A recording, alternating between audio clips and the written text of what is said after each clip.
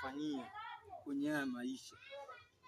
Ulibakwa, uliibiwa, ulisingiziwa, yaani mambo mabaya yote huyo mtu ndo alishawahi kukufanyia. Huyo mtu wa mambo yote ndo alishawahi kukufanyia. Mwangalie usoni, nione hasira, nione ukipewa nafasi ya kumshika utamfanya nini? Nione jaziba linapopanda,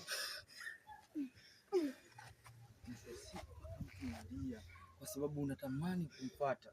Hebu ujaza hasira, mwangalie, mwangalie. Ukipewa nafasi ya kumshika, ukipewa nafasi ya kumshika,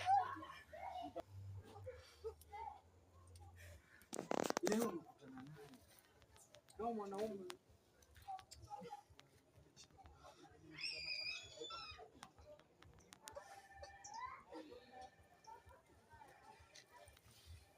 Huyo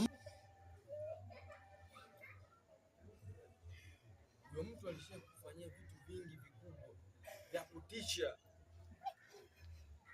Leo hii ndio umekutana naye, tunaenda kuongea. Sawa, naomba tuongee.